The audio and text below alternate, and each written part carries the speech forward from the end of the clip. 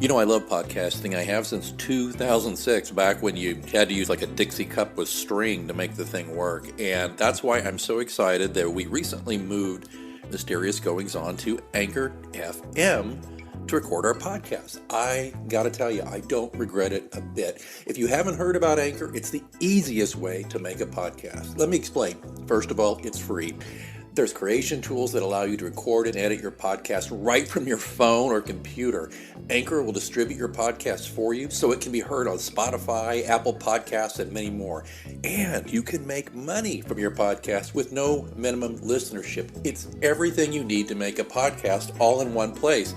Not going to lie to you, when I first heard about Anchor, I was a little dubious because I've been doing it the hard way for so long.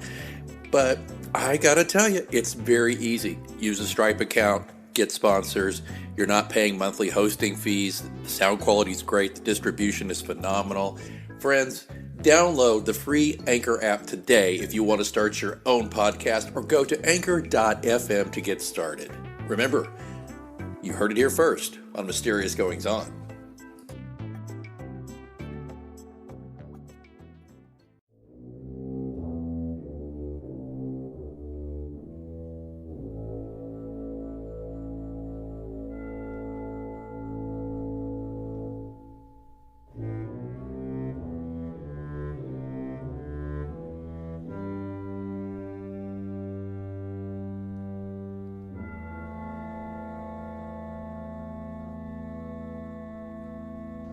Welcome to Mysterious Goings On. I am your host, Alex Greenwood. Thanks for checking us out. Here we are again, episode... Oh my goodness, what episode are we on now?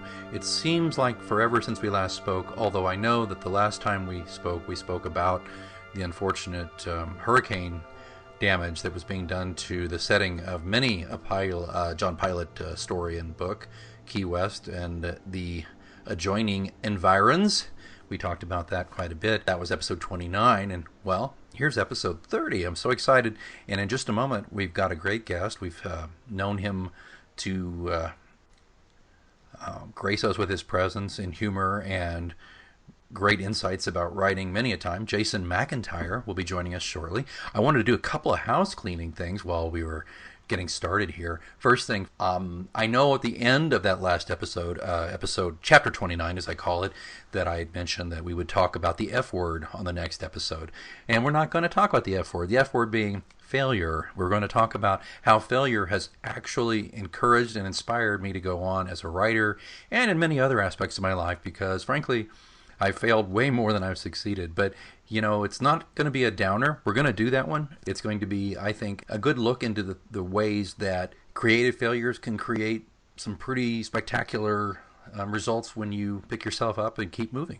In fact, we might even ask our guest a little bit about his greatest failure. Maybe he'll think about that while we're talking. Again, don't forget, you can follow me, Alex Greenwood, J. Alexander Greenwood, the pen name, but you can call me Alex on Twitter at @A_Greenwood.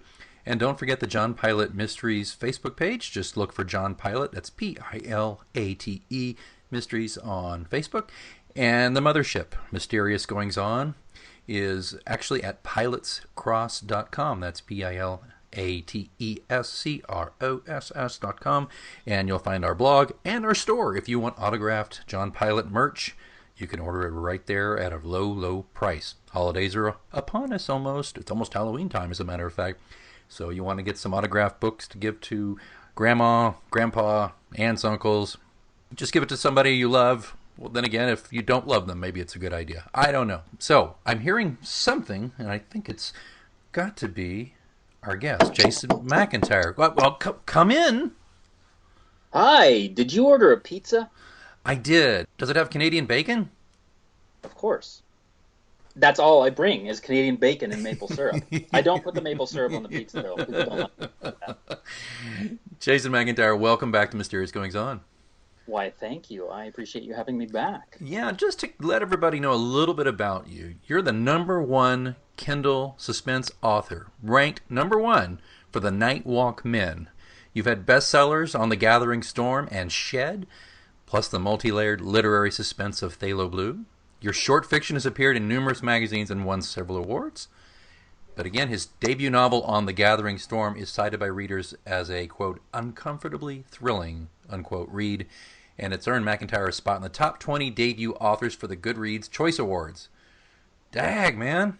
You That's could. a very fine introduction. I appreciate that, and I think I have to stuff my head It's back into this it's, little spot here. it's almost as if you'd read it, written it yourself. But you can find more about Jason, by the way, at thefarthestreaches.com. I know Jason doesn't update that every day, but there's plenty of great info about Jason and all his work, and also his graphic design work and some other stuff, some really good stuff. So Jason, okay, all that out of the way, welcome back. Hey, how you been, buddy? Doing okay? I'm doing well. I'm trying to put books out. Many, many, many books. More books than people want to read, apparently. Hopefully kidding. Well, Yeah, no, I've been very busy as you have, fighting the good fight, writing the good word. Some of them better than others, you know. actually, as we record this session, you are just days away from the release of your latest novel, Unwed, correct? Correct. Unwed comes out on Friday, October the 27th. It's available for pre-order now at a discounted price of 99 cents. Cheaper than coffee, I think. Good gravy. That's a bargain at 5 times the price. Depending on how good your coffee is, it's a pretty decent price for a shorter novel. It's not a 500 pager, but probably be 180 to 200 pages in print form. It's available in ebook format only. It's exclusively at Amazon to start with. There will be a print version later. Unwed is kind of a unique way to present a book. It's a part of a mosaic novel. Currently, there's 8 titles available in this larger mosaic work. Each book of the 8 has their own main characters and their own plot line, their own beginning, middle, and end. You can read one book, you can read 2 books, you can read 3 books. You'll get 3 complete stories if you read 3 books. You don't have to read them in order. You don't have to start at the beginning. Unwed, which comes out Friday, October the 27th, is the 6th book chronologically. But that doesn't matter. You don't have to read the first 5 because they all have different stories and different characters that feed into a larger mosaic of what's happening in this particular setting with this large cast of characters. Well, when you mention the setting, it's Dovetail Cove. What is Dovetail Cove? Can you give us a little background on what it is, where it is, how it is, and when it is? Dovetail Cove was a thriving town in the 50s and 60s, a tourist place on a small island, and it's much like your own neighborhood or the town where you grew up. There's gossipers. There's way too many churches for the number of people that live there. The population swells with tourist activity. When we catch up with it, it's the 1970s, and it's suffering kind of an economic meltdown. The power plant has gone out of business. The mine has shut down. Workers are leaving. The main economy is probably fishing and lobster and that kind of thing.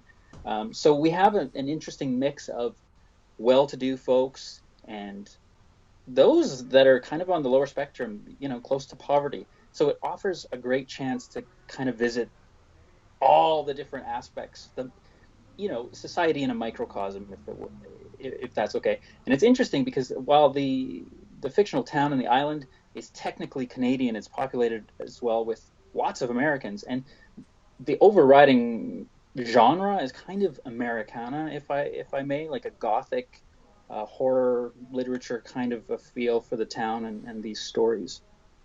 I've read numerous pieces of the puzzle of this mosaic. I've read several of the Dovetail Cove novels, including I received a artist proof, it's not an artist proof, but I received a proof manuscript of Unwed, which, wow, we'll get to that in a moment. But it's interesting. When I first went into this, just reading a little bit about them, I thought, well, whoa, is this like a kind of a Twin Peaks kind of thing, this place? But I guess you can make some of those kinds of comparisons, but frankly, my major criticism of Twin Peaks, I love the atmosphere, but I think the stories are kind of weird for weird's sake a lot of the time, and that's not what you find here in Dovetail Cove. And what I love too about is the clever punnage going on with Dovetail Cove. All the books dovetail into one another. I'm sure that wasn't intentional, but I love that, and I love the aesthetic, the visual aesthetic that the words evoke within me. I love the way you can see these characters, and I think you hit it on the head when you said that aspiring to kind of capturing these snapshots of Americana type settings, and you fully inhabit a lot of these characters in such a way that even though you don't go overboard on describing how they look, in fact, you rarely go into appearances at all, but just their dialogue and their thought process and their actions, they instantly plug in a lot of the time for me into these archetypes that I actually know from real life, having lived in small towns. It's very successful in that way because the reader doesn't have to spend a lot of time and a lot of energy trying to figure out who these people are. You can just get into the story. You get in there, and it's really superb in that regard. It's clear that you've put a lot of work into the characters. Well, thank you. That is my hope. And to be honest, this idea of archetype characters appeals to me. I like looking at everyday life that you and I and many people take for granted in a way, and then kind of breaking those archetypes or breaking those stereotypes down and looking at the layers underneath the surface of the onion, not just with the characters, but with the setting and the plot itself. A lot of times my goal is take something fairly mundane and really look at it underneath and see why it's more interesting, or turn it upside down and make it more upsetting. So in Unwed, we open with Bexy McLeod, who has 3 grown children that have left the island. 2 of them, the 2 boys, have gone off to become lobster fishers, and the daughter has had her own traumatic experience, and she's now left her mother behind. Bexy's in a wheelchair, and Bexy, we don't know exactly why yet, but Bexy's returning to her church, her former Catholic church, and we don't know why, but she hasn't been back in at least 4 years, possibly longer. And to me, that's interesting. Going to church is a very mundane activity for many people of different faiths. They go every Sunday. Why now would we be interested in Bexy's situation that she hasn't been, or hasn't felt that she's been welcome? So to me, that's, on the surface, that's a fairly mundane beginning. But my hope is that readers will quickly be asking, well, why hasn't she been? And that's very much at the center of Unwed. Why hasn't she been to church, and what is now going to go on now that she's back in that church in Dovetail Cove? Yeah, and what I like too about the series, such as, I mean, it's weird to call it a series because it's really not sequential, but it is a series, and then it takes, for simplicity's sake, we'll call it a series. How about that? I mean, you've even right. I call it the series that's not a series because readers want series, they like series, they understand what that is. This one is different, but for the purposes of maybe selling it or appealing to those that love series, I've kind of pushed it into that mold a little bit by sequentially numbering them. Initially, there was going to be no sequential numbering whatsoever. Right. But I found that readers, they wanted a starting point, some of them. Others have jumped in and read along as I've released them out of order because, as one reader says, I'm devious. you really are. I try not to play favorites in the books. I've read many of them. I haven't read them all. Looking back and thinking, I've read Bled and Redhead and Zed and Unwed and Shed.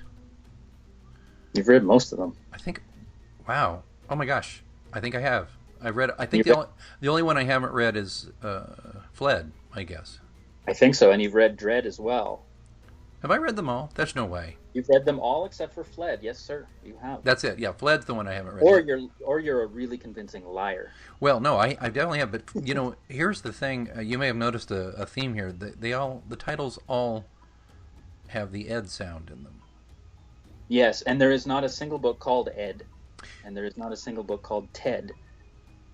But I don't recuse myself from the responsibility of possibly having some rhyming characters in there eventually. That I think that would be only natural. They're great too in the sense that they're not all the same. If we're going to take this into what genre are these books? Well, Mm. I hate to break it to you, folks, but each book is a different genre, basically. I mean, they're linked together, but I mean, Yeah. correct me if I'm wrong. Tell me if I'm being a little too on the nose about that.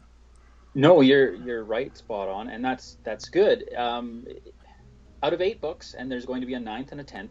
It was kind of designed, for lack of a better word, not that I really design what I'm going to write, but in my mind as I was going through it and discovering how I could tell this bigger story, and I came up with this idea of writing them in smaller pieces. It kind of became a bit of a playground for me, for lack of a better word.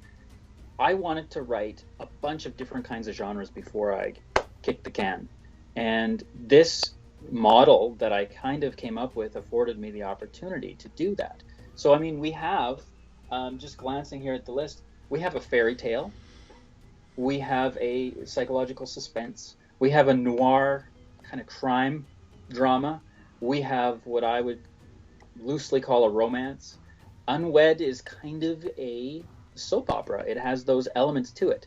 We have kind of a classic damaged hero horror story, and we have what I sometimes call a murder mystery in reverse. Now, they're all my style. They don't break from my style very much, but they do borrow from some of these genres quite heavily in their structure, in their language, and in what they're really about. And for me, that was just a tremendous ton of fun to be able to jump from genre to genre while still retaining, the suspense and the horror and suspense. Pardon me, horror, suspense, and thriller elements that everybody kind of expects. Those are all pretty much present in everything. Right, but what I love about it too is, in particular, if you're new to the series now, you have 8 books now. You can dive in. I've been reading them kind of as they went along, so there was spaces between, each book. Whereas you can read each piece of the mosaic and put it together if you were to read them all. Not when I say sequentially, I mean pick any way you want, but you could go get all 8 books right now and That's a good point. With the release of Unwed on Friday, the 27th of October, the first 8 books, if we're looking at them chronologically, the first 8 books will then be available. So if you wanted to read them in chronological order, they start in 1971, 72, 73, 74, up to 1978. Each book happens in its own year. So we can even look at it that way. But again, you don't have to go that route. You can pick any one that appeals to you. And start there, and if you enjoy it, pick up another one, because you'll get a bigger story. You'll get more clues as to what the heck is going on here. right. And then the 10th book is going to pull a lot of these favorite characters back that readers over the last, let's see here, 5-6 years since I've been publishing this series. It's not a series. The readers have told me, I like this character. This character better not die. Please don't kill off so and so. Many of those characters, some of them did die. Sorry. But many of those characters that are still with us will be back for that 10th book. And some of them that did die, they might actually reappear as well. So, stay tuned for that. That's so cool. There is so much to recommend these books, and I'd be remiss if I didn't mention also the very vivid covers, the cover art, which I believe did you do all of them? I've done all of them, yes. It's one of the things I do for other authors as well. I design book jackets, both print and ebook. I also do advertising, graphic design for social media and print if that's a need. Yeah, if people listening to this now wanted to get in touch with me, I'd be happy to help you out with graphic design for your book. I tend to do, slightly unusual designs. I try not to follow the tropes, not just with my writing, but with the things I design. I want to create something that stands out on the shelf for authors and their readers. So yes, and I've done all of Dovetail covers as well. Yeah. If you go to Amazon.com, and the link's in the show notes, by the way, to the pre-order for Unwed, and you can go from there. You click on Jason's name, and you can go find the series. And by the way, if you hear some noises, we're having some work done here at Stately Wayne Manor, so I apologize ahead of time. I'm hearing the workers. They're starting to install some countertops, which makes me excited. All right, anyway, if you want to go to Amazon, go to those links. You can see these very vivid covers. I'm not going to say which of these books is my favorite, but I will tell you I have a favorite cover. Oh, okay. Which And one? I absolutely love Redhead. Yeah, it's a very powerful cover. It's In gotten, my opinion, as yeah. the designer, I felt like I really hit on something with that design. Well, it Uh, captures a noir feel, and there's some menace and some sex, and but it's just I don't know how. If you're new to Jason's work, I'll just tell you, they don't leave you very quickly. Now that's a compliment to a writer, but honestly, it's like when you see a movie and you wake up the next morning and you're still kind of thinking about it, or you read a book and it's still with you a few days later. That's to me the hallmark of something that it may have disturbed you. And I'm not going to lie, some of Jason's stuff really disturbs me, and I don't mean that in a bad way. It's meant to be disturbing. But it's funny because he's been a guest in my home, and I really care about him very much as a friend. And he's got this phenomenal reservoir of darkness that he can tap into, and I get I get a little disturbed when I read some of the stuff he does. But these covers are gorgeous, and I don't know why you don't enter them in contests, because they're fantastic and you would win every time. They're just so great. Well, well, thank you for saying that. Now it makes me wonder, as a guest in your home, how did you sleep at night knowing that this creep was, in the guest room? We lock the door. Yeah, I bet. I heard the click. Yeah, Yeah, I thought you yeah, were locking me in, and maybe you yeah. were just locking me out of the rest of the I house. I don't know. I But contemplated locking you in. I know that, but yeah. no, it's quite a it's it's quite a imagination, a subconscious, whatever it is that you can draw upon. It really is. I appreciate that. I should probably mention at this point, some readers I find take what you said just now to mean that there's a lot of adult subject matter. There are mature themes Hmm. in some of the books. Some of those mature themes drive the plot, drive the characters. I don't have a lot of profanity No, in my work. There's some, because I think there's a natural way that we speak in the 1970s, the 80s, the 90s, and up until now. There's, it's just the way some of these characters speak, that they use four-letter words, etc. But it's not an overabundance, I don't think. no, And there's not an overabundance of graphic violence no. or graphic sex. There are those things to a degree. One of the things that I strive for is I don't really want to be a gore meister. I don't want to have blood on the walls, for what I'm writing. I don't necessarily need to have so much flesh and sexual tantalization in what I write. I think often less is more. Not to say I don't want to describe the scene fully and the important aspects of things. I just don't think I would be served, and I don't think the story would be served in these books with gratuitous sex, violence, profanity, and that's just the way that I do it. So yeah, that's just something worth mentioning, I think. Well, to be clear, when I say I've been disturbed, and that's the thing too. I'm clearly not being disturbed by a gratuitous gore fest or a raunchy sex scene. I mean, there's, like you said, there's plenty of nuance there, and there's plenty of things that bring it to mind. But that's the thing. You give us as a reader the ability to formulate our own horrific visions and our own, how an explicit sex scene might look, because it looks different to every reader. And ostensibly you're going to be, with the prompts, so to speak, from Jason's work, you're going to be creating imagery of a raunchy sex scene or of violence or gore that speaks to you. Jason, you leave it to the reader, which is great. So when I say disturbed, though, you push those buttons quite well, because yet without all those things spelled out for you, I still carry the story around with me, days after I've read it. That's the same thing when with your book of short stories, which I believe you're going to let us know a little bit about that too. But I've read some of your short stories, and oh my goodness, I carried some of those around with me. And I'm not the first person to say this, but I totally believe this. It's a pity there's no Twilight Zone on anymore.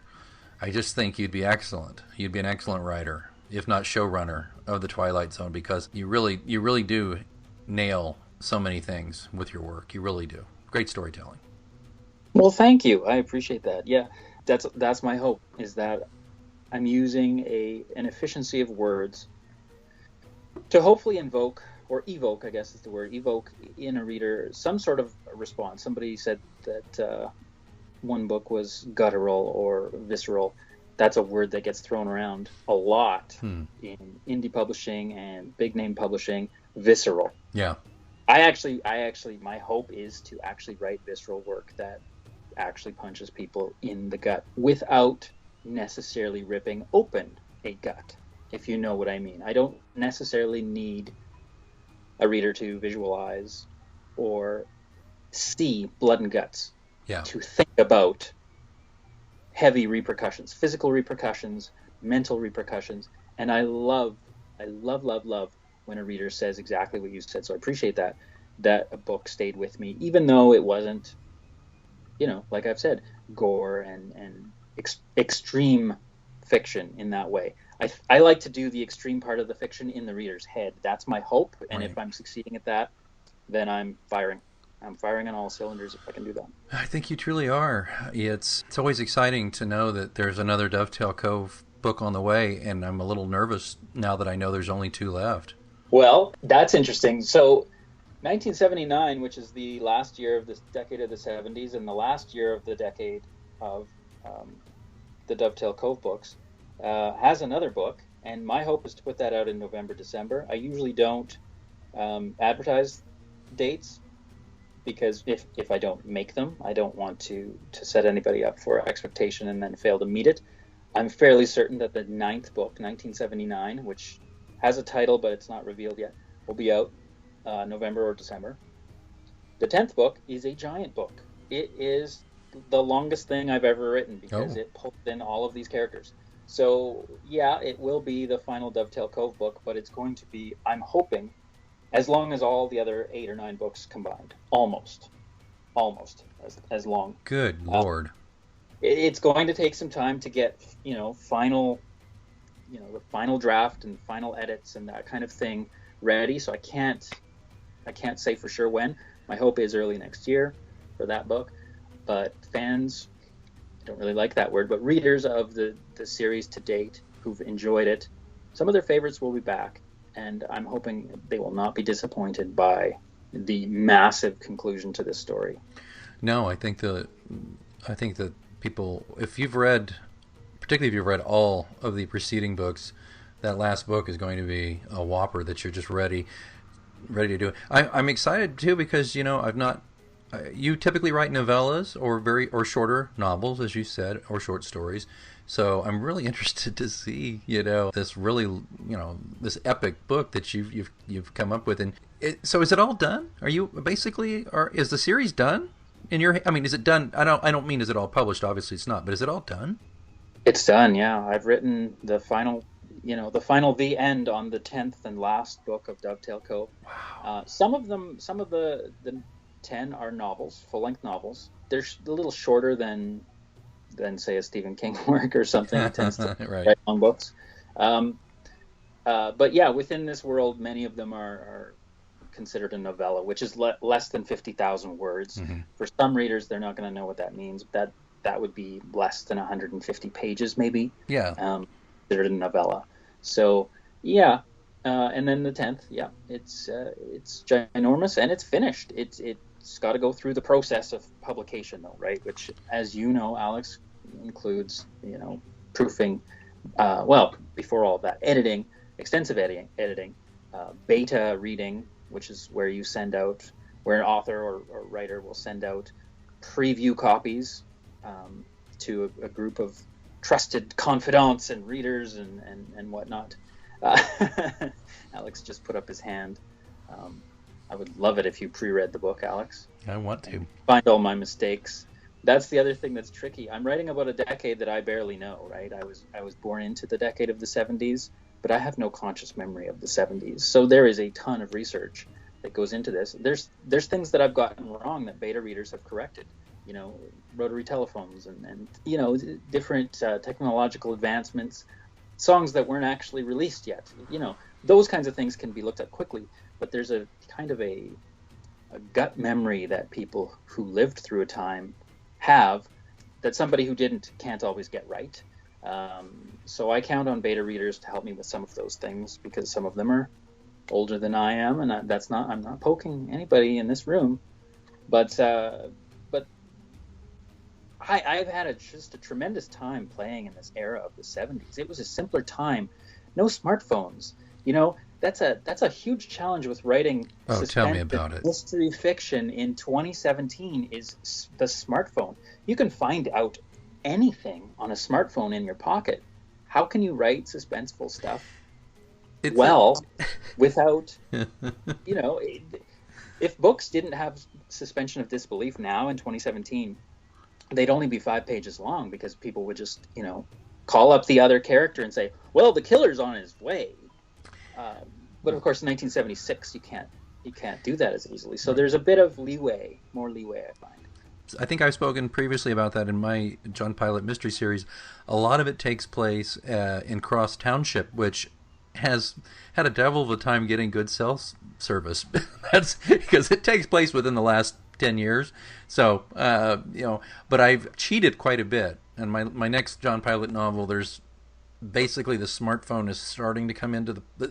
I can't hold it off forever. I've just tried to cheat and not use it because he's either out on a boat where there's no service or he's, back in a small town that has piss poor service. But yeah, the challenges of your research, it's really good because I love the way there's just the perfect detail to give it the verisimilitude the story requires, so that everything from what's on television, to, I'm making this part up, TV dinners or whatever, little details like that give it just that oomph, But you're right, it is challenging. And as I go forward in my series, which for some dumb reason I said, but there's going to be 12 of these damn things, and I'm only on. You did say that? I did. Oh, I've announced that many times. There'll be a dozen. I've given interviews.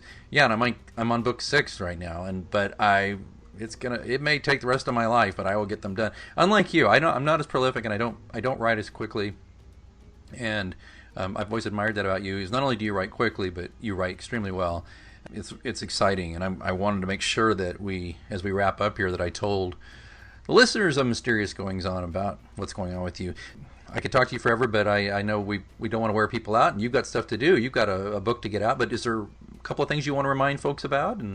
Well, as I said off the top, and maybe perhaps you said it, the latest Dovetail Cove book drops on Friday, October 27th. Up until then, I think there's about 3 or 4 days between when we're recording this until Friday the 27th. The pre-order for that book, which is Unwed, a Dovetail Cove novel, 1976, is available. The pre-order at Amazon.com exclusively. And the pre-order for the ebook is at only 99 cents. And that's a steal, because you can get bad coffee for just a little bit less than that. Or you can get this book for, a few pennies more and be entertained for at least the 2 hours that it would take you to read it. I'm really proud of the book. It's a bit edgy. There's some mature themes and subject matter in it, as are some of the other books. But I'm really happy that this rounds out the first 8 books in this series. If people want to learn more about the series, they can go to my website, which is www.thefarthestreaches.com. I don't know. You always spell your website, Alex. I don't know if I should try it. TheFarthestreaches.com. Wow, that's a really long URL. I wouldn't do that very often if I were you. You did it well.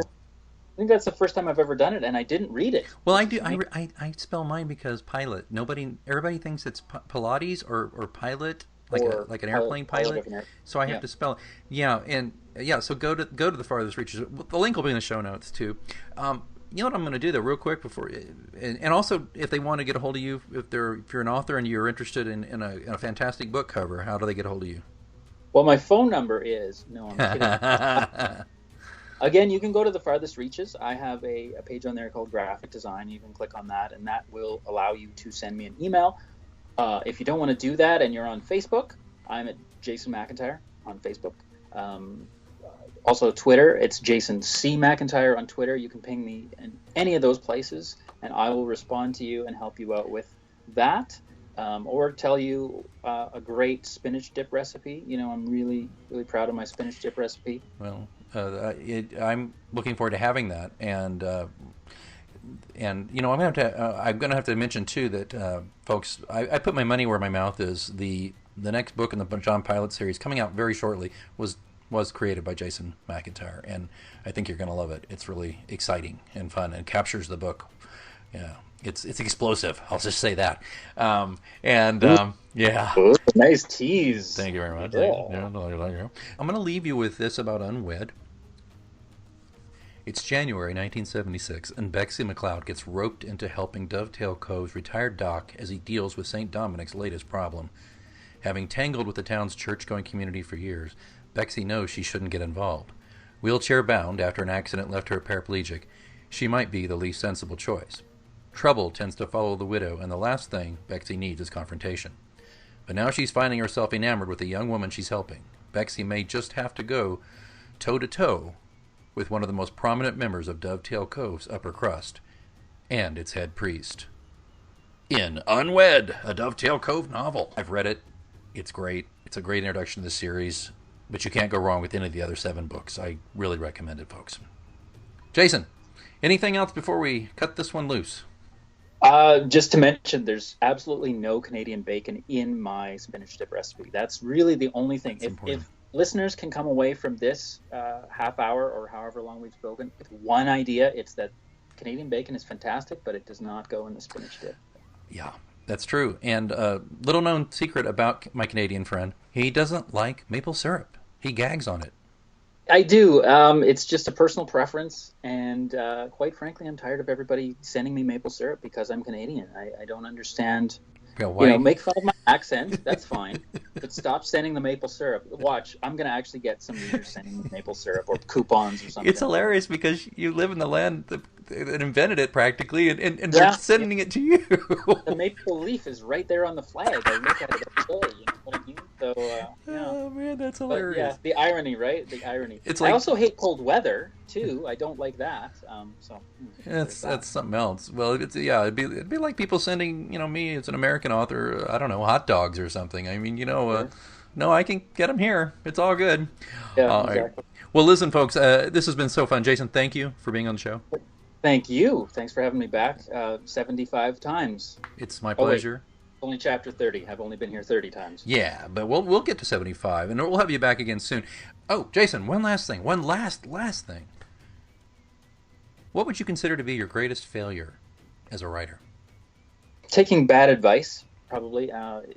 Early days, and I don't mean early days of writing, but early days of sharing my work, which is, it's kind of like 2 different birth dates. You have a birth date when you start down the path of creating something, and then you have another birth date where you start sharing it. I started sharing writing that I had done, and I took some bad advice, and some of that advice was to try and hammer it into a genre. Now, that's tricky because genre work sells. Right. And work that it cannot be easily labeled does not sell as easily right away. So when I say it was bad advice, I mean it was bad advice for me to take pre-existing work that I had worked really hard on, and it was as I felt it should be, written in the way that it is, mixing, bending genres, pulling in different pieces of genres based on my experience as a reader and what I liked and what I was experienced with and what I thought I could write to tell this particular story, and trying to take some of those influences out. You can't do that without affecting the quality of the story, in my view. And I think I damaged some work and shared it, and it didn't do well, and people didn't get it because it was lesser. It was made lesser by trying to hammer it. That's the word, to hammer it into a shape that it wasn't. So, and that hurt me with, querying to agents and trying to send to publishers years gone by. And it hurt me probably with audiences when I started self-publishing. And then later when I did start publishing with publishers, the work itself wasn't as good. If you try to make it be something that it isn't. Now, if you want to sit down and write a specific genre piece, do that. Don't let anybody stop you from writing whatever genre you want to write. If Westerns are out of style, but you want to write a Western and you have a great idea and you think you can do it, do it. But if your Western has time travel in it and that's the way that you feel that it should be written, do that. And don't let anybody tell you to change it. Now, that there's room for debate on this. Maybe you're trying to get in with a specific publisher or a specific audience, and maybe you're going to tailor towards that. That's fine. That's your choice. For me, bending the work didn't work. Great advice. I love it. Again, from your failures, you can find springboards to success, and you obviously found that success, Jason McIntyre. So thanks again for being here on the show, and to you listeners, thank you for tuning in, so to speak, here on the podcast. I could sure use your review on iTunes or Apple Podcasts, as they call it now. It's not hard to do. Just go to wherever you download this podcast from and leave a review. Hey, a few stars and a couple of sentences. Take you all 2 minutes. No big deal. I'd sure appreciate it, though. It would help keep this show going and will help us get sponsors and maybe help defray the costs of putting the show out. Upcoming shows, as I mentioned, the F Word is coming soon, and we're going to start being more on a more regular basis as we go into the winter months. I get all cozy in my little writer's nook, and I look for any excuse not to be writing, so I do a lot more podcasting. So I hope you will tune in for that. And until next time, my friends, keep reading.